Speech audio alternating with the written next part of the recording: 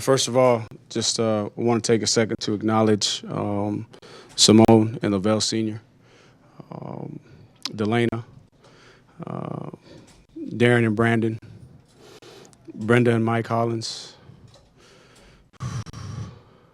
and Happy and Sean Perry. Just want to take a second to acknowledge them and the administration and Carla and the staff and Rector Hardy, President Ryan for the unbelievable celebration prior to the start. I thought the fans, got to thank our fans for showing up, man. They really showed up to support our guys, and so grateful and thankful for that. I thought it was an awesome moment, done very, very well, and set a great great example for honoring the lives of young men who were lost too soon. And this one hurts. It's going to hurt for a while.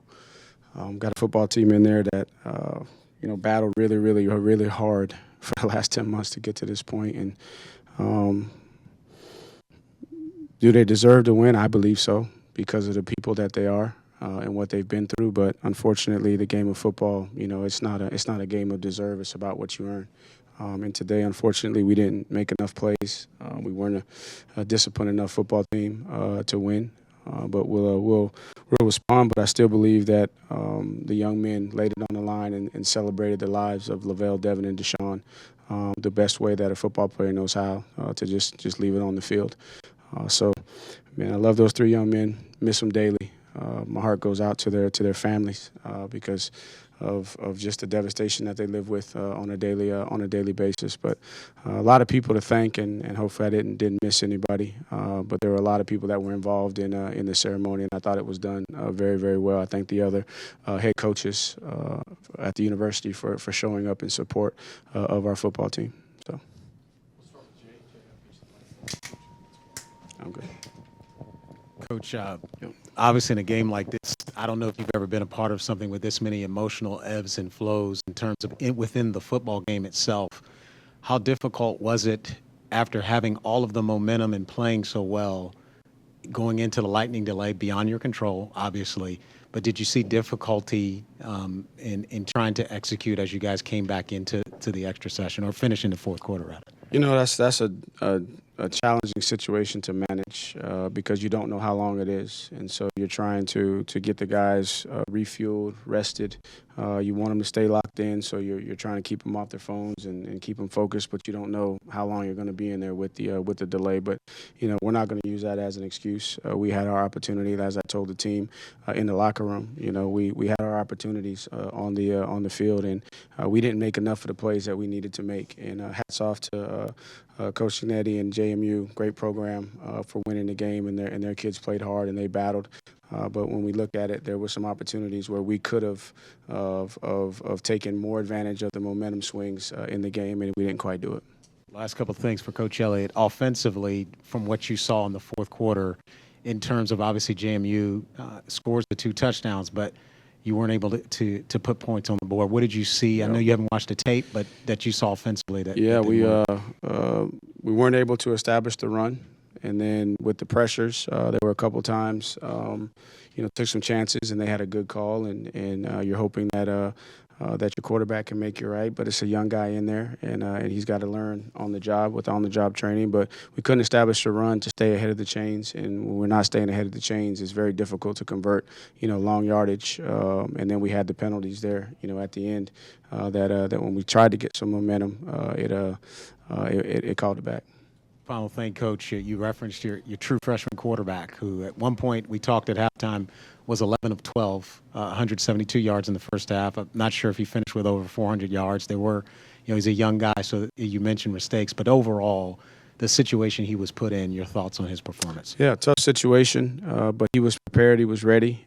He did what he showed us throughout the course of fall camp, which extended the competition, into fall camp between he and Tony, and we knew that he's a guy that when the lights come on, the bigger the stage, he seems like he elevates. I thought he did a good job of managing the system, making throws, and then he did what he does with the off-schedule plays, where he's kind of you think you got him, and the next thing he pops out and he finds a guy on the run. So, but still going to be some opportunities for him to learn. But overall, just really, really proud of the situation and the circumstance to step in there, as a true freshman, considering obviously Tony going down and then everything else that he had to be a part of managing to get to this game.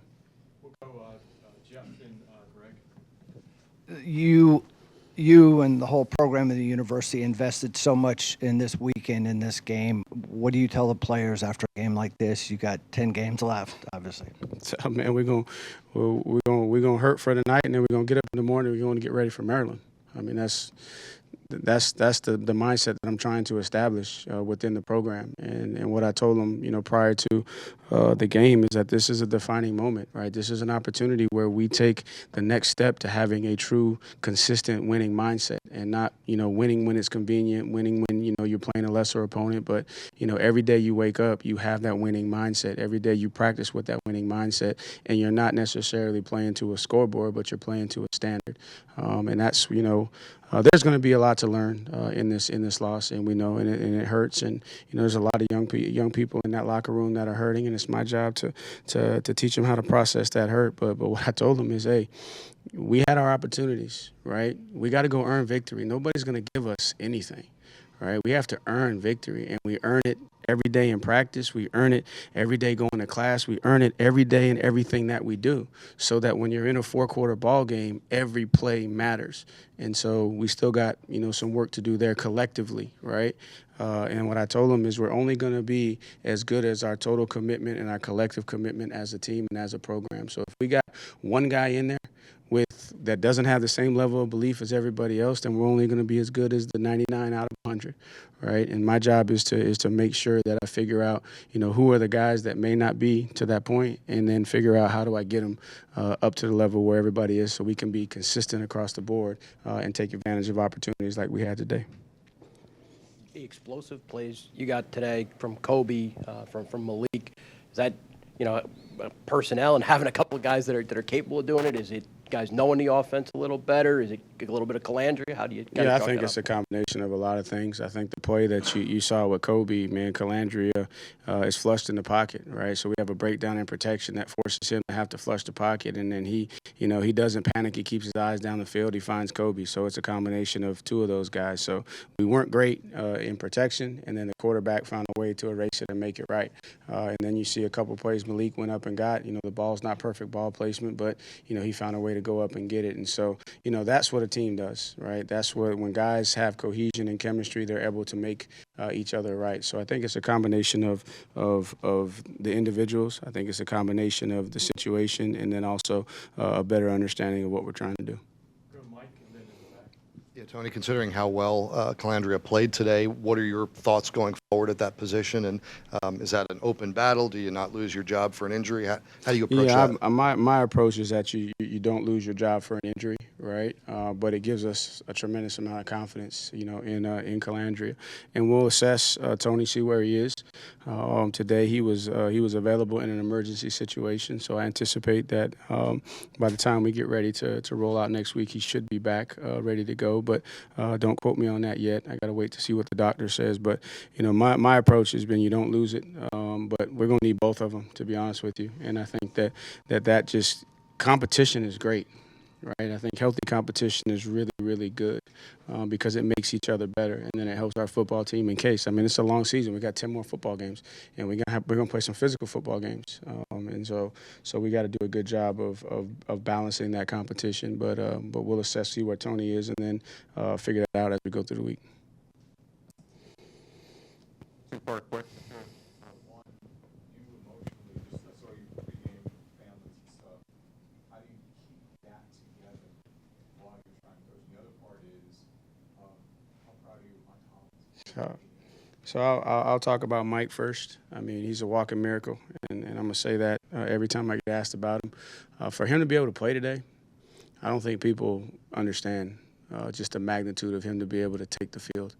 And I know it's been 10 months, and I know we've now, had the memorial service, but man, there's a lot of devastation that was caused on November 13th. That will take years and years and years and years, right? Not to fix, but just to kind of ease and where people can get to the point to where they can, move forward.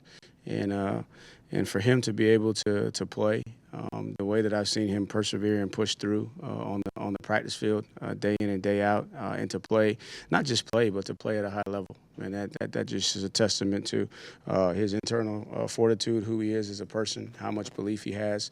And then for me, right, it's a tough deal because I'm the head coach, right? I got to go. So, man, I got to figure it out. And so everybody's watching me. All those kids are watching me. My staff's watching me. And I'm human, so there's going to be moments where I am emotional, but I got to figure out the best way to channel those in the right direction to lead this football team and this football program to where we all believe that we're capable of going. Tony, the guys have said that the way they honor the legacy, it won't matter what the scoreboard says at the end of the game. Does having the game end like this maybe change that a little bit, put some more urgency into the result part of that? I mean, when you start talking about the legacies of Lavelle, Devin, and Deshaun, man, I won't ever put a record or a scoreboard. I mean, these are human beings. These are lives. Man, that's a result because 2, 3, 4 years from now, it's just a piece of paper when you talk about wins and losses and scores. So I personally won't ever, right, compare their legacy or make the impact of their legacy connected to the outcome of the game. Do I want to win? Do I want to honor them? You're darn right, right? Do they deserve that? Is that my expectation? Yes, but at the end of the day, the real legacy is how these young men live their lives going forward, right? And how they do things and share the smile of Devin and Lavelle, to the Renaissance man, how you share that with Deshaun. That's really what the legacy is. And so they're young. I got to teach them. They're learning. They're willing. Unfortunately, we're having some tough learning experiences right now, but it's not going to be for naught. It's gonna be for something beautiful. I still believe in tragedy or triumph. Like, I don't care what anybody says. I don't care what the scoreboard is. Like, no one's gonna change my mind, right? Even if it's if we don't win another game, like, that's not gonna change. And that's where we're headed as a program. And that's my challenge to everybody, because when we all have that same mindset, then we're gonna be able to do something very, very, very beautiful, and it won't be relative to the scoreboard. It'll be relative to the impact that we make, on a daily basis. Take our last two questions from Andrea and Brad. Tony, as a follow-up to that, when you know your team has poured everything into this game and to lose the way that you did, having a young team like you do, how much do you worry that they will allow something like this to linger, knowing how badly they wanted to win this one for their teammates? That's my job, to make sure that it doesn't. Right, just like immediately in the locker room, I called everybody up. Like, we're not gonna start getting in our own heads and listening to outside voices, right?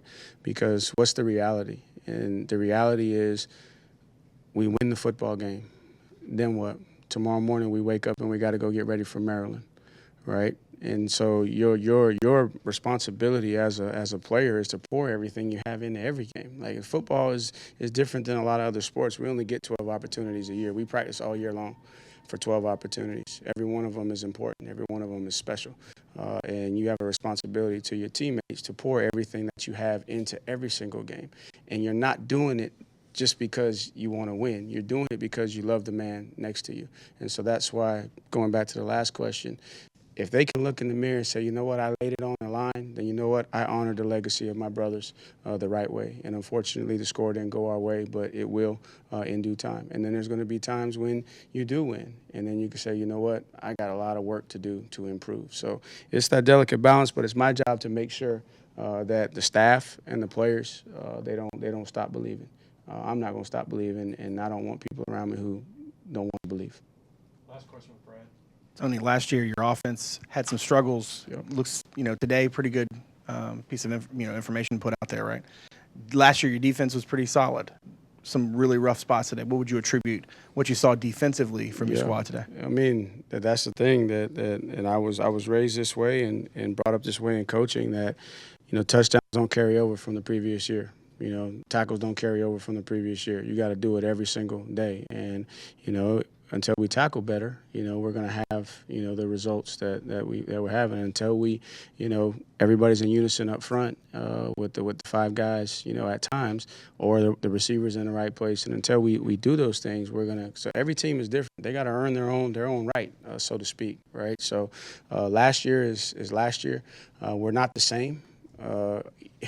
Either way, like I know we got more veterans back defensively, but we're still not the same. We did lose some components that we have to get up to speed to get back to where we want to go. So the biggest thing is man, we got to tackle better. We got to do our job when we're supposed to do our job. We got to fit when we're supposed to fit, and that's our job as coaches to clean that up. And that's what we'll go to work starting tonight. To be honest with you, we'll start tonight and be back on the practice field tomorrow, getting ready for Maryland and see can we get those mistakes corrected.